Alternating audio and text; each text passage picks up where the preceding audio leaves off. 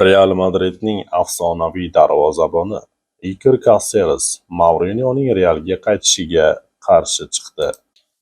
Assalomu alaykum futbol ixlosmandlari va Secretix kanalining sodiq obunachilari. Siz hozir futbol olamidagi eng qaynoq, eng sirli va eng shov-shuvli yangiliklarni birinchi bo'lib bilib oladigan kanal Secretix kanalidasiz. Bu yerda oddiy xabarlar emas, balki futbol ortidagi yashirin haqiqatlar, kiyinish xonasidagi mojarolar, super transferlar va ichki urushlar, butun dunyoni larzaga solayotgan eksklyuziv ma'lumotlarni tomosha qilasiz. Bugungi videomiz esa haqiqiy bomba bo'lishi mumkin. Iker Casillas Mourinyo Realga qaytishiga qarshi chiqdi. Ha, siz noto'g'ri eshitmadingiz.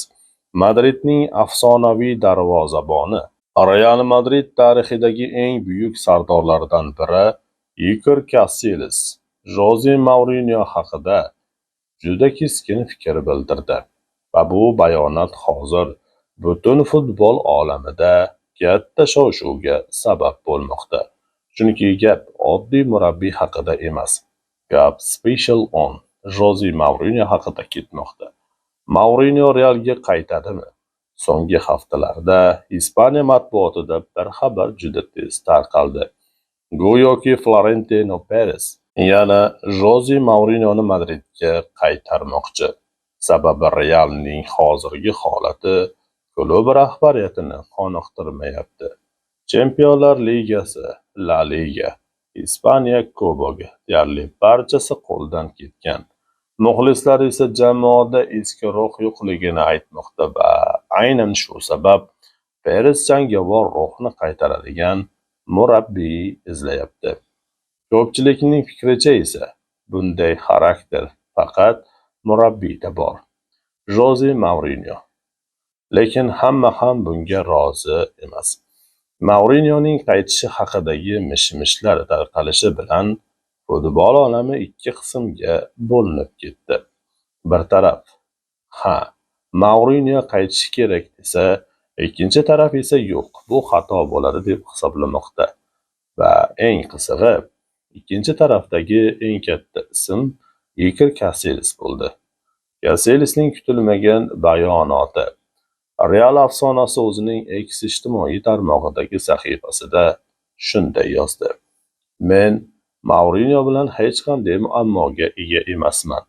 U juda katta professional, ammo men uni Realda ko'rishni istamayman. Mana shu gap futbol muxlislarini shokka soldi. Chunki Casillas odatda bunday keskin bayonotlar bermaydi. Ammo bu safar u jim qolmadi. Real uchun yaxshiroq murabbiylar bor. Casillas gapni davom ettirib yana bir juda og'ir jumlani aytdi. Uning fikricha, Real kabi buyuk klubni boshqarish uchun hozir undan ham yaxshiroq murabbiylar tayyor. Bu esa ko'pchilik tomonidan Mourinyoga ochiq tanqid sifatida qabul qilindi. Eski jarohatlar hali ham unutilmaganmi? Ko'pchilik muxlislar bir savolni bermoqda. Casillas nega aynan hozir bunday gapirdi? Bunga sabab juda oddiy bo'lishi mumkin. Sababi Mourinyo va Casillas o'rtasidagi eski urush hali ham muxlislar yodidan chiqmagan. 2010 va 2013-yillar. Bu davr Real tarixidagi eng keskin davrlardan biri edi. Bir tomonda Jose Mourinyo, Iker Casillas va bu qarama-qarshilik oddiy tushunmovchilik emasdi. Bu haqiqiy ichki urushga aylangan edi. Hammasi qanday boshlangan? Dastlab hammasi yaxshi edi. Mourinyo kelganidan keyin Real kuchaya boshladi. Jamoa Barselonaga qarshi bosh ko'tara boshladi.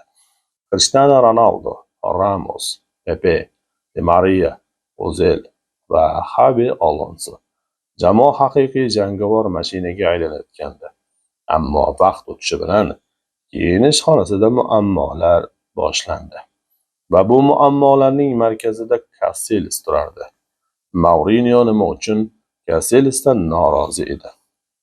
Ba'zi manbalarga ko'ra, Mourinyo Casillasni jamoa ichidagi sirlarni tashqariga chiqayotganlikda gumon qilgan.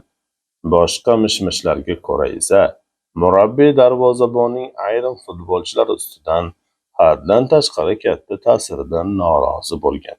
Yana ayrimlar Casillas Barselona futbolchilari bilan juda yaqin bo'lgani uchun Mourinyo undan soviganini aytadi.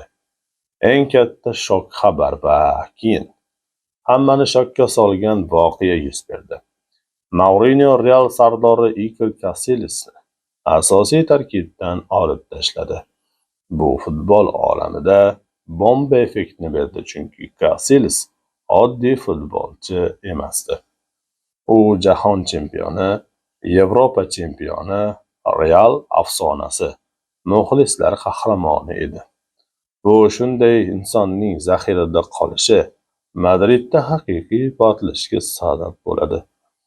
Kiyinish xonasi ikkiga bo'lingan edi. O'sha paytda Real kiyinish xonasi ikki guruhga bo'linib ketgani haqida ko'plab mish-mishlar tarqalgan.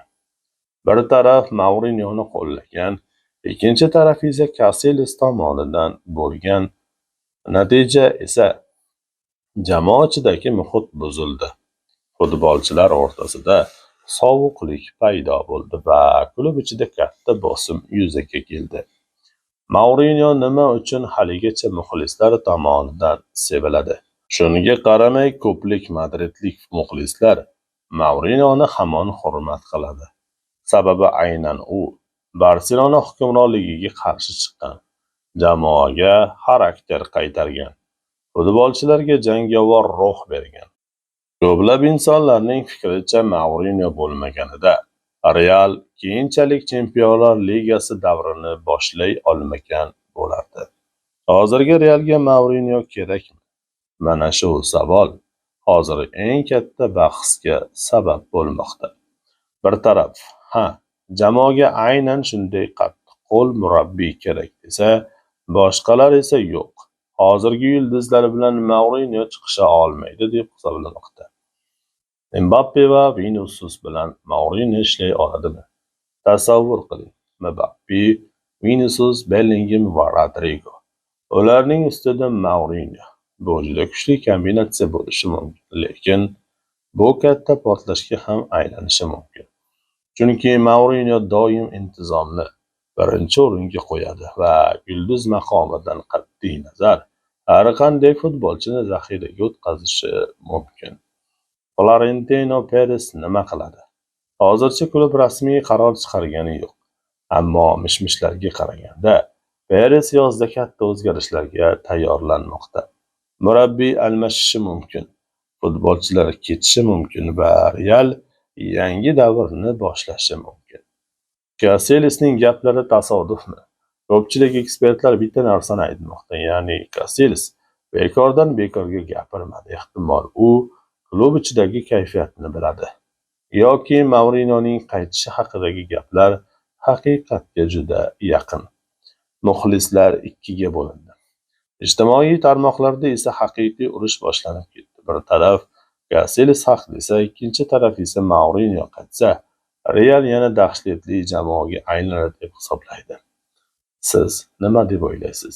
Jose Mourinyo Realga qaytishi kerakmi? Yoki Casillas haqmi? Fikringizni kommentariyada albatta yozib qoldiring. Biz har bir kommentni sinchkovlik bilan o'qiymiz va albatta javob beramiz. Sizning fikringiz biz uchun juda ham muhim. Videoga like bosishni, kommentariy yozishni va Secret X kanaliga obuna bo'lishni unutmang. Chunki kanalimiz aynan sizlarning qo'llab-quvvatlashingiz bilan rivojlanadi. Oldinda sizni yanada shov-shuvli, sirli va eksklyuziv futbol yangiliklari kutmoqda. Secret X futbol olamidagi yashirin haqiqatlar maskani.